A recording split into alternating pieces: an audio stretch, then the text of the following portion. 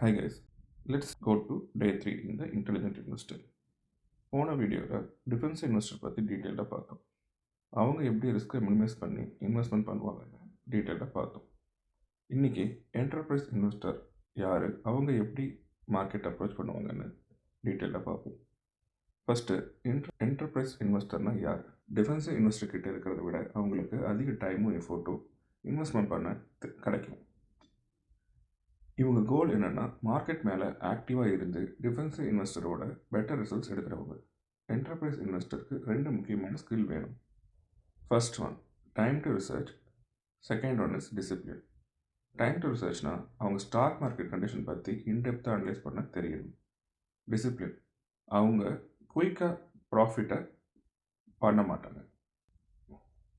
Next discipline, quick ப்ராஃபிட்ஸ்னு எமோஷ்னலாக decision எடுக்க மாட்டாங்க. ஸ்ட்ராங் லாஜிக்கோட இன்வெஸ்ட் பண்ண தெரியும். நெக்ஸ்ட் என்டர்பிரைஸ் இன்வெஸ்டரோட அப்ரோச் எப்படி இருக்குன்றதை பற்றி பார்ப்போம். ஸோ இவங்க அப்ரோச்சஸில் 3 கேட்டகரிஸை பிரிக்கலாம். Active stock selection. Defensive investor large and stable கம்பெனிஸில் தான் இன்வெஸ்ட் பண்ணுவாங்க. ஆனால் enterprise investor small cap, mid cap companies analyse பண்ணி அண்டர் வேல்யூட் ஸ்டாக்ஸை வாங்குவாங்க. மார்க்கெட் டைமிங் அட்டம்ப்ட்ஸ், இதுதான் செகண்ட் ஒன்.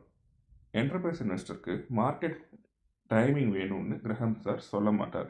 ஆனால் அவங்க கொஞ்சம் அவராக இருந்து ஸ்ட்ராங் மார்க்கெட் ஆப்பர்ச்சுனிட்டிஸை யூட்டிலைஸ் பண்ணுவாங்க. Third one special situations analysis பண்ணுவாங்க. எக்ஸாம்பிளுக்கு ஒரு கம்பெனி IPO லான்ச் பண்ணியிருக்குன்னு நீங்கள் கேட்டிருப்பீங்க. இப்போ ரொம்ப ஹைப்பாக இருந்தால் கூட என்டர்பிரைஸ் இன்வெஸ்டர் அவங்க டீப்பாக அனலைஸ் பண்ணிவிட்டு அதுக்கப்புறம் தான் அவங்க இன்வெஸ்ட்மெண்ட்டை ஸ்டார்ட் பண்ணுவாங்க. Next core qualities of enterprise investor, இதை பற்றி பார்ப்போம். கிரஹாம் சார் என்டர்பிரைஸ் இன்வெஸ்டருக்கு ஒரு சிம்பிள் செட் ஆஃப் குவாலிட்டிஸ் கொடுத்துருக்காரு. இது உங்கள் இன்வெஸ்ட்மெண்ட் ஜேர்னிக்கும் முக்கியமாக இருக்கும்.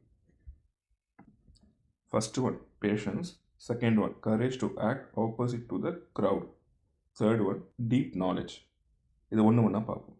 பேஷன்ஸ், ரிட்டர்ன்ஸ் ஸ்லோவாக இருந்தால் கூட என்டர்பிரைஸ் இன்வெஸ்டர் பேஷன்ஸோட வெயிட் பண்ணுவாங்க. Second one courage to act opposite to the crowd.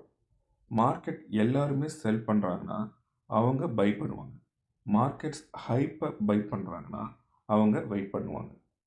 Third one deep knowledge. Enterprise இன்வெஸ்டருக்கு நாலேஜ் தான் மெயின் வெப்பன். அவங்க கம்பெனி ஃபண்டமெண்டல்ஸ், ஃபினான்ஷியல் ரிப்போர்ட்ஸ் பற்றி டீப்பாக ரிசர்ச் பண்ணுவாங்க. அடுத்தது investment strategies for enterprising investor. Graham sir enterprise இன்வெஸ்டருக்கு 2 common அப்ரோச்சை term பண்ணியிருக்காரு. ஒன்று அண்டர் வேல்யூட் ஸ்டாக்ஸை ஐடென்டிஃபை பண்ணுறது, செகண்ட் ஒன்று க்ரோத் ஸ்டாக்கை ஐடென்டிஃபை பண்ணுறது. அண்டர் வேல்யூட் ஸ்டாக்கை இப்படி ஐடென்டிஃபை பண்ணுவாங்க. ஒரு கம்பெனியோட இன்ட்ரென்சிக் வேல்யூ அது மார்க்கெட்டில் ட்ரேட் பண்ணுற ப்ரைஸுக்கு அதிகமாக இருக்குன்னா அது அண்டர் வேல்யூட். இன்னொரு தடவை சொல்கிறேன், ஒரு கம்பெனியோட இன்ட்ரென்சிக் வேல்யூ அது மார்க்கெட்டில் ட்ரேட் பண்ணுற ப்ரைஸுக்கு அதிகமாக இருக்குன்னா அது அண்டர் வேல்யூ. ஒரு எக்ஸாம்பிளுக்கு கம்பெனியோட ஏர்னிங்ஸு கன்சிஸ்டாக இருந்தும் அது சீப்பாக ட்ரேட் பண்ணுச்சுன்னா அது ஒரு ஆப்பர்ச்சுனிட்டி. நெக்ஸ்ட் ஒன் க்ரோத் ஸ்டாக்கை எப்படி ஐடென்டிஃபை பண்ணுவாங்க. க்ரோத் ஸ்டாக்ஸ்னால் அது இப்போ ஸ்லோ க்ரோத் இருந்தாலும் லாங் டேர்மில் ஃபாஸ்ட்டாக எக்ஸ்பேண்ட் ஆகும்னு எக்ஸ்பெக்ட் பண்ணலாம். ஆனால் க்ரோத் ஸ்டாக் ரிஸ்கி, அதனால் நல்லா அனலைஸ் பண்ணிட்டு தான் இன்வெஸ்ட் பண்ண ட்ரை பண்ணணும். ஒரு என்டர்பிரைஸ் இன்வெஸ்டருக்கு எது டூ அண்ட் டோன்ட்ஸ்ன்னு பார்ப்போம். டூஸ், கம்பெனி ஃபண்டமெண்டல் நல்லா ஸ்டடி பண்ணணும், போர்ட்ஃபோலியோ டைவர்சிஃபை பண்ணணும், லாங் டேர்மாக ஃபோக்கஸ் இருக்கணும். டோன்ட், குயிக் ப்ராஃபிட்ஸ்னு ஹை ரிஸ்க் ஸ்டாக்ஸை இன்வெஸ்ட் பண்ணக்கூடாது. மார்க்கெட் ரூமர்ஸ் வச்சு டிசிஷன் எடுக்கக்கூடாது. Okay, next defensive and enterprise இன்வெஸ்டரோட டிஃப்ரென்ஸ் என்னன்னு பார்ப்போம்.